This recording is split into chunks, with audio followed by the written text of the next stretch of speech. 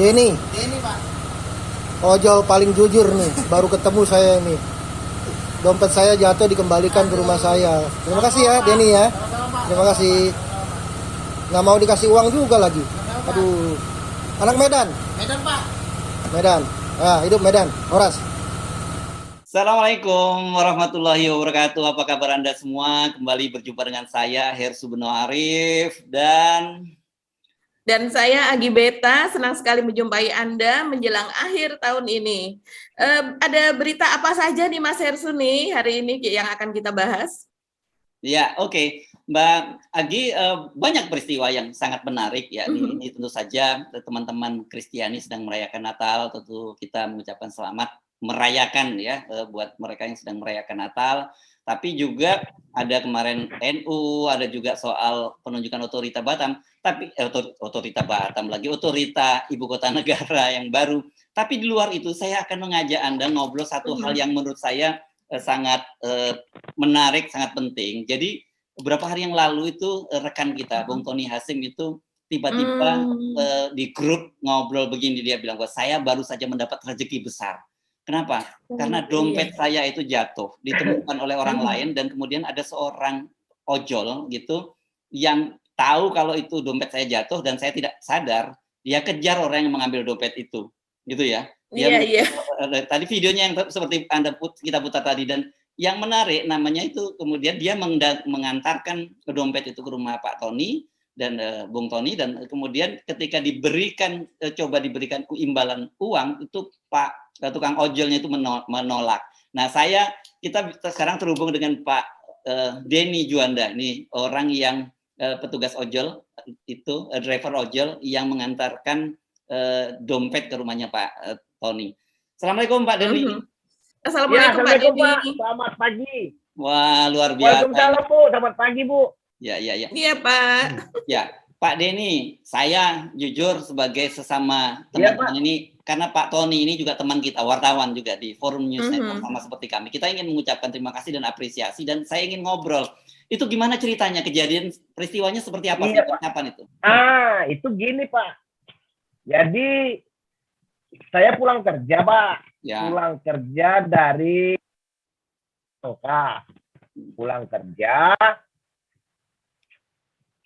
Pas di Pondok Labu Pangkal Jati itu Pak, pas di lapangan golf itu, pas kali di tempat lapangan golf itu, saya kan arah pulang dari Jakarta mau pulang ke Depok Pak, Sawangan. Depan saya suami istri, ibu-ibu, saya pas di belakang. Ya, dompet jatuh, dompet katanya gitu Pak. Saya berhenti pas di belakang ibu itu ada juga yang dari arah Cinere ke sana itu mau arah Pondok Labu, ada pas juga berhenti depan dompet Pak Tony yang jatuh itu Pak.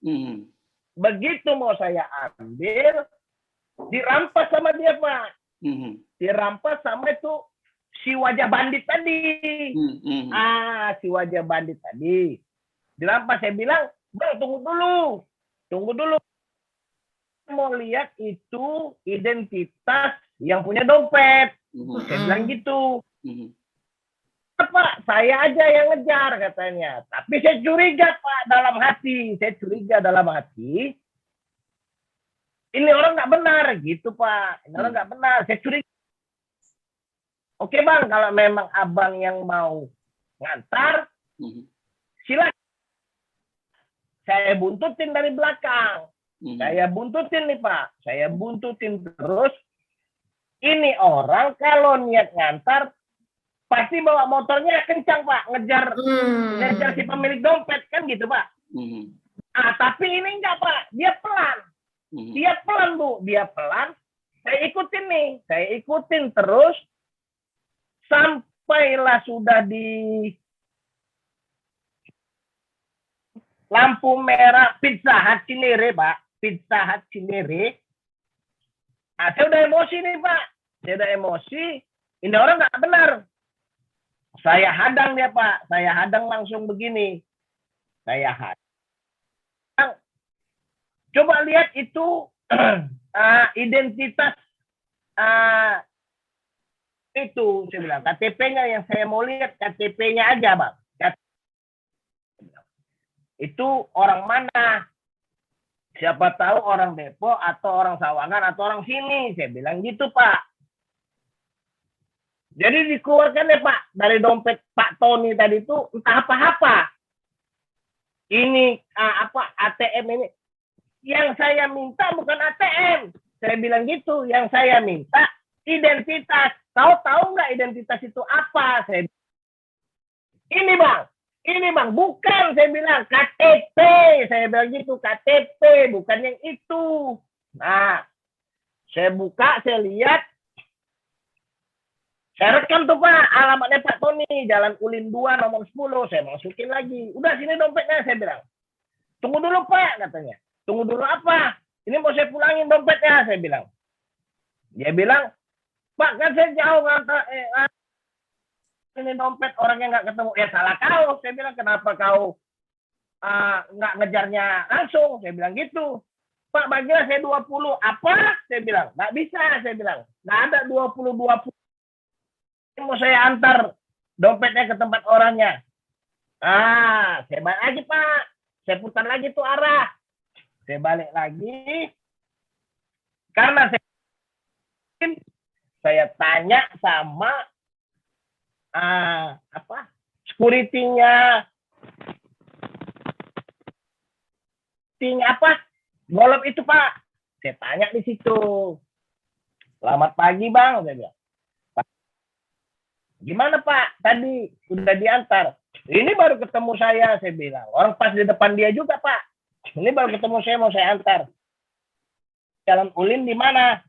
Jalan Ulin, Bapak tahu itu. Sebelum danau tahu. Depan danau itu. Nah itulah Pak. Saya antar ke. Baru saya. Assalamualaikum Pak Tony keluar Pak. Ada apa Pak? Katanya. Ini Pak saya mau ngantar dompet. Saya bilang dompet Bapak jatuh. Cuman sebenarnya udah mau dapat saya Pak. Tapi dirampas sama si wajah bandit ini tadi. Saya bilang. Dia pura-pura mau ngantar dompet Bapak. Jelek. Saya bilang gitu Pak. Gitu. Nah ini sekarang dompet Bapak, coba Bapak apa ada yang kurang, apa gimana? Saya nggak tahu Pak, coba periksa Pak Tony Pak. Itu Pak ceritanya Pak. Ya. Oke. Luar biasa. Jadi pulang saya ceritakan sama istri saya. Saya ceritakan Pak, saya tadi nemu dompet, saya bilang. Nemu dompet, terus saya pulangkan ke orangnya, saya bilang gitu. Ya bagus lah kata istri saya itu Pak. Jadi saya lihat orang itu memang nggak benar Pak.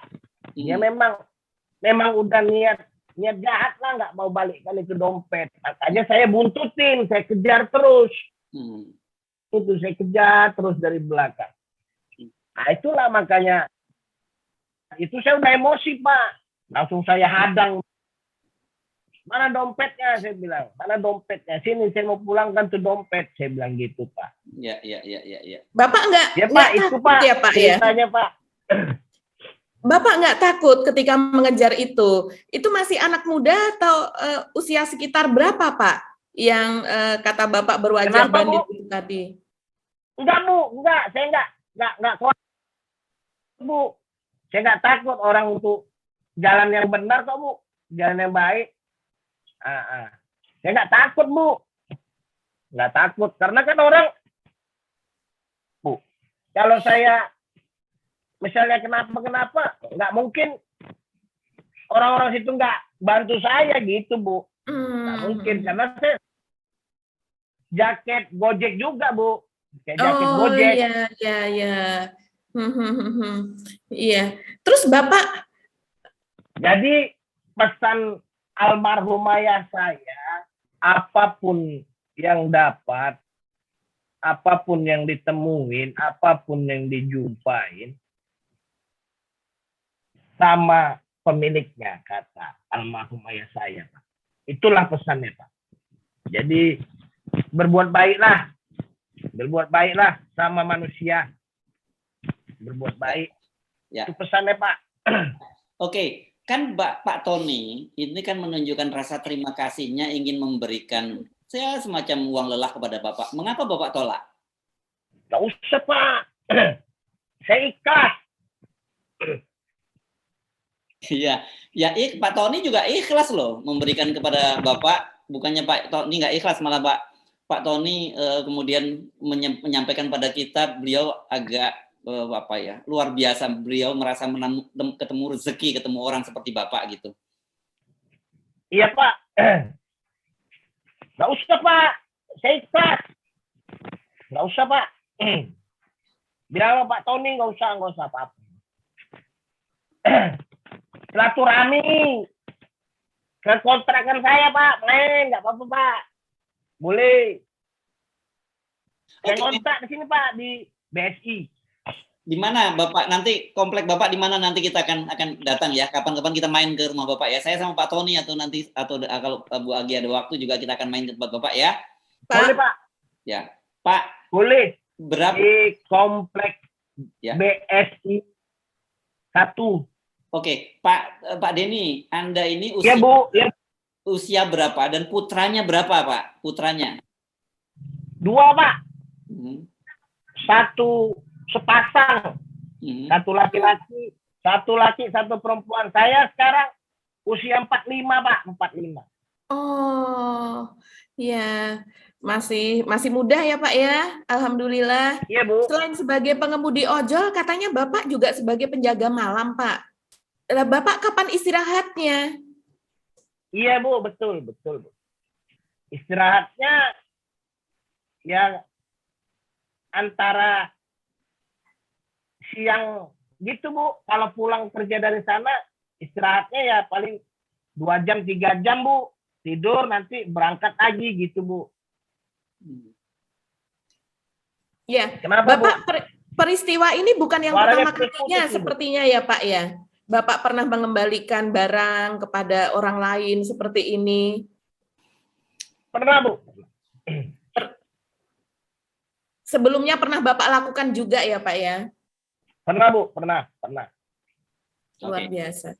Oke, saya kira memang ini komunikasi agak terbatas dengan Pak Denny, tapi nanti kita coba akan atur ya ketemu Pak Denny. Iya, Bu. Nah, saya kira orang-orang seperti beliau ini di masa sekarang ini semakin langka.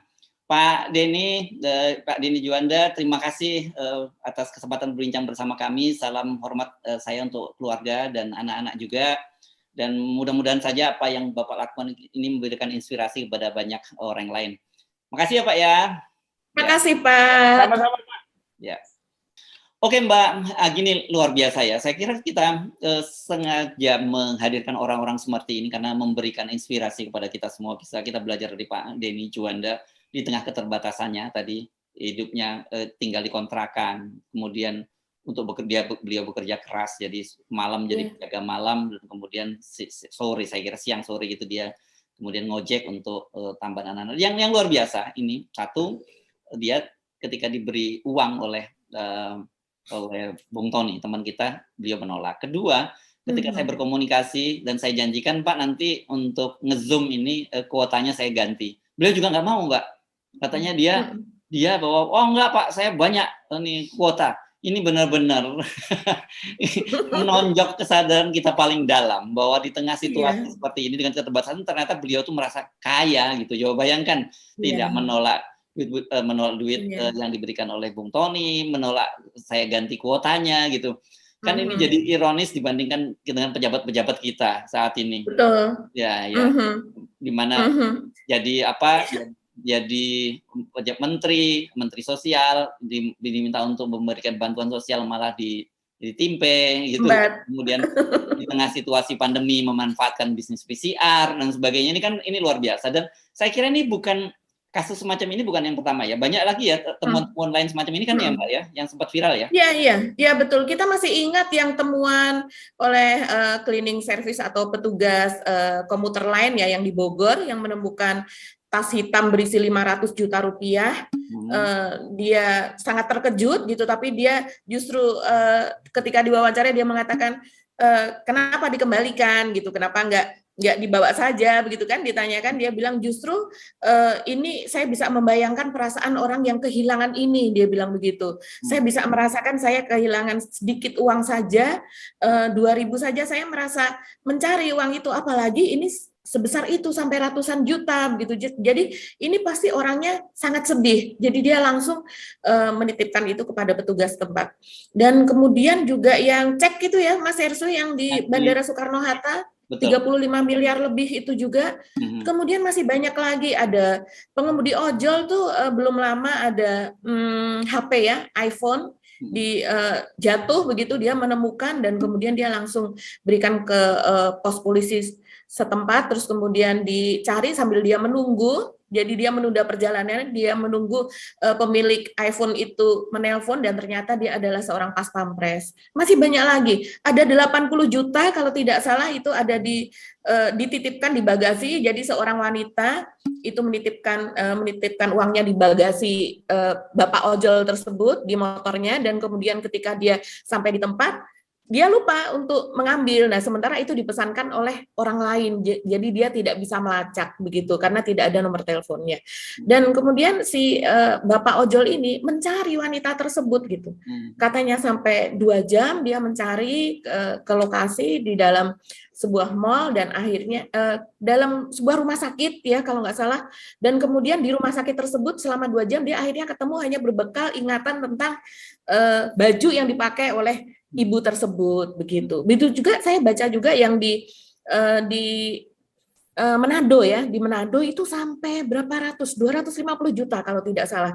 Itu seorang petugas parkir di sebuah mall. Jadi ada sebuah tas hitam jatuh begitu atau mungkin tergeletak begitu saja dan kemudian dia temukan dan kemudian dia umumkan gitu ya, dia serahkan ya kepada petugas lainnya, kemudian diumumkan dan ternyata milik seorang pendeta, dan itu adalah gaji dari banyak pendeta di situ gitu. Dan karena dia sama sekali tidak mau, yang bikin terenyuh ketika ditanya kenapa tidak mau menerima imbalan, ya saya kan sudah digaji sama perusahaan, ini memang tugas saya begitu.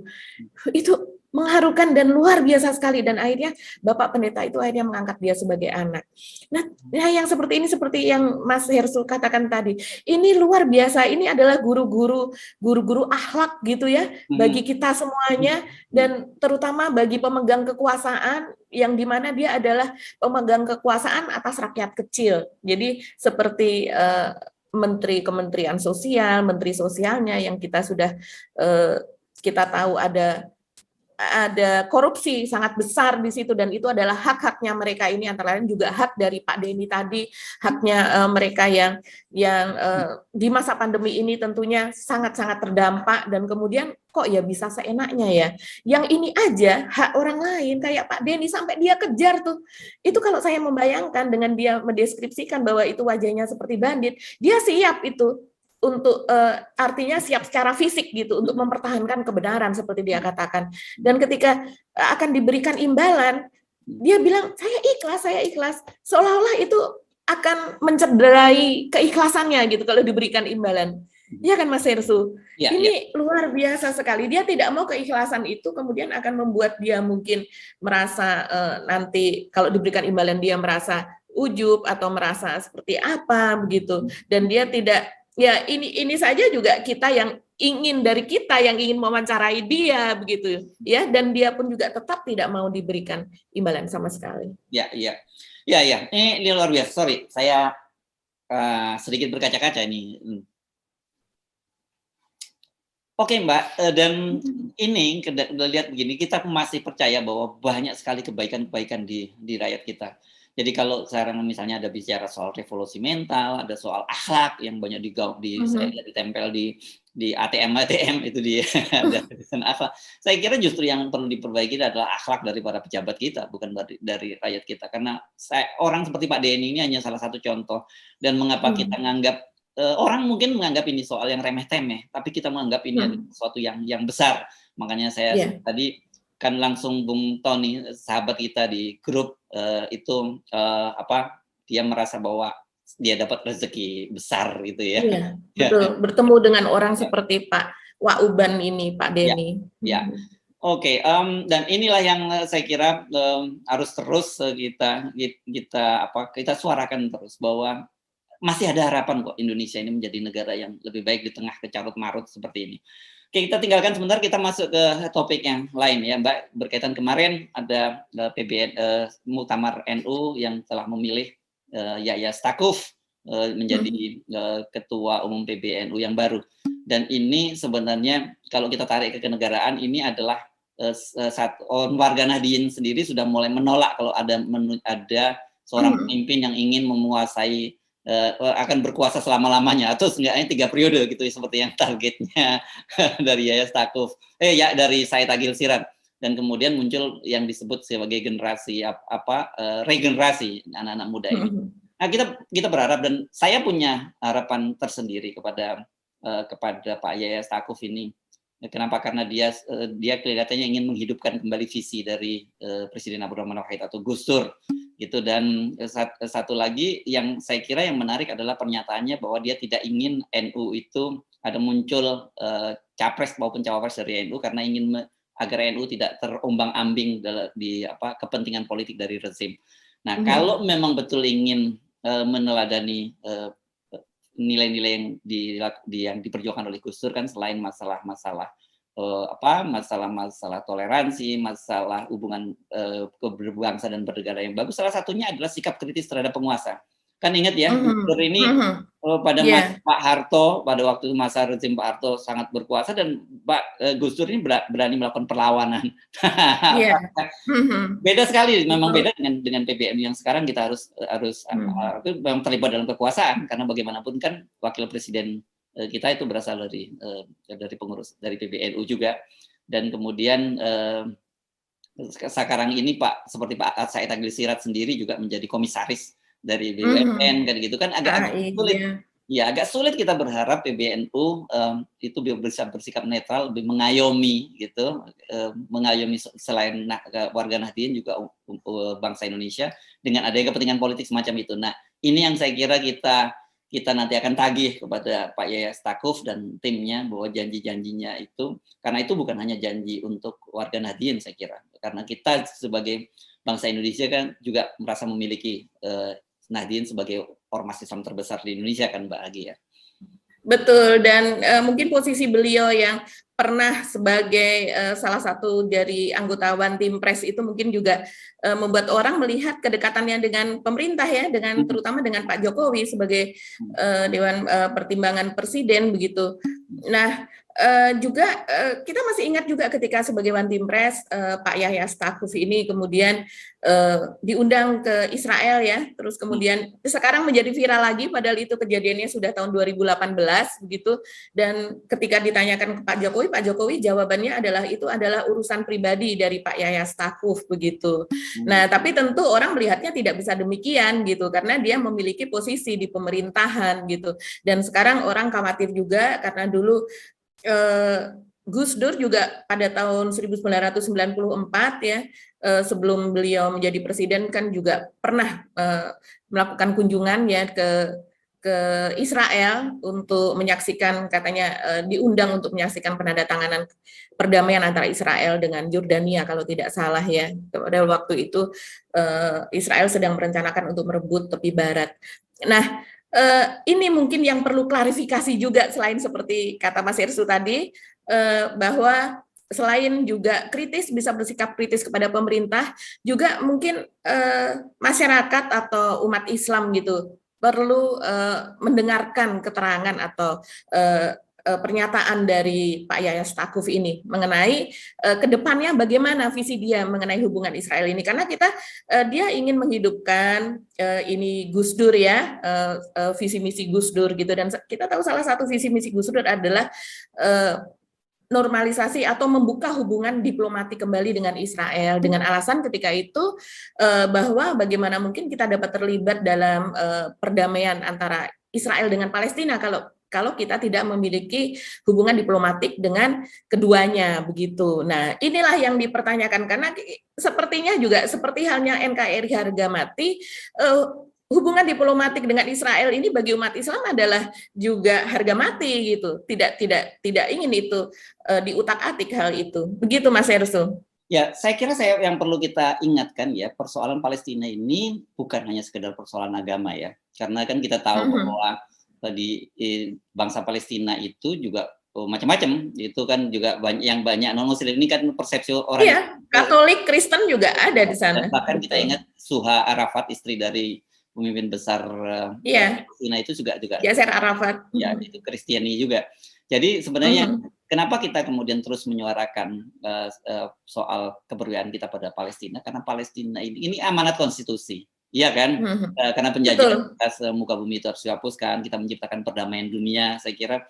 Jadi ini adalah persoalan bahwa Zionis ini adalah negara agresor, gitu, Israel negara agresor. Jadi jangan salah, ini banyak teman-teman kemudian memandang secara hitam putih bahwa persoalan antara Palestina dengan Israel. Persoalan agama. Bukan, itu nggak ada kaitannya dengan itu. Ini masalah kemanusiaan yang harus kita terus gaungkan dan kita junjung tinggi, kita lakukan advokasi itu ya Mbak ya. Nah, kita mungkin masih ada waktu pendek, kita bicara soal ibu kota negara ini. Kalau nggak salah Presiden itu sudah mengeluarkan apa ya namanya, perpres Mbak, atau apa untuk kepala otorita ibu kota negara ini?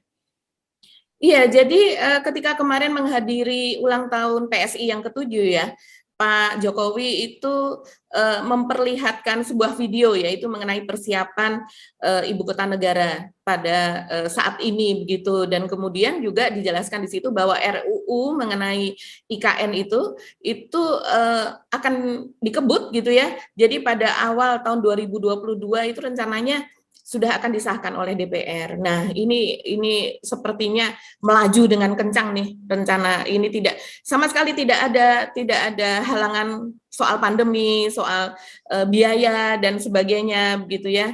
Nah,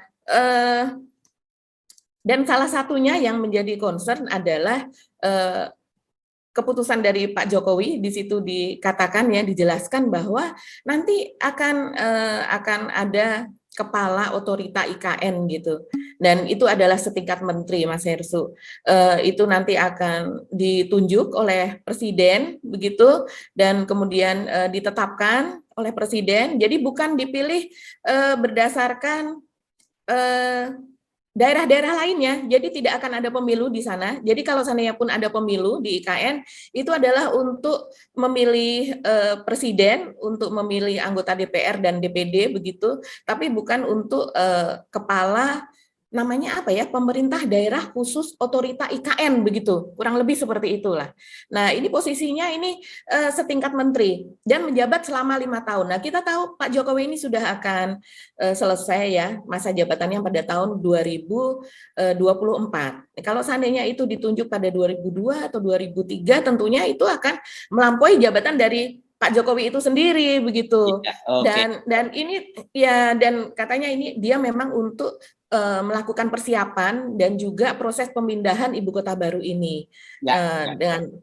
Nah, ini tentunya ya Mas Hersu, ini berkaitan dengan untuk mengamankan proyek juga ya. Kalau dari berbagai pengamat mengatakan ini kan ada banyak yang di sana yang sudah dikuasai juga oleh oligarki, tanah, bangunan dan sebagainya, dan ini tentu banyak yang masih harus diselesaikan dan ada banyak kepentingan oligarki di situ. Nah, peran dari kepala otorita ini tentunya cukup besar ini untuk mengamankan proyeksi itu ke depannya ketika Pak Jokowi sudah tidak menjabat. Gitu. Oke. Dan jangan lupa, sudah disebut-sebut namanya, ada 3 orang, 2 diantaranya adalah 1 Ahok, yang kedua adalah Bupati Banyuwangi ya, yang sekarang sedang menjabat. Ini jadi sebenarnya main-mainnya juga di situ-situ saja. Oke Mbak, kita mesti mengakhiri perbincangan kita kali ini dan kita ucapkan terima kasih terus masih bersama kami Forum News Network, Off the Record Forum News Network, dan saya Arif. Dan saya Agi Beta, terima kasih atas perhatian Anda. Assalamualaikum warahmatullahi wabarakatuh. Assalamualaikum warahmatullahi wabarakatuh.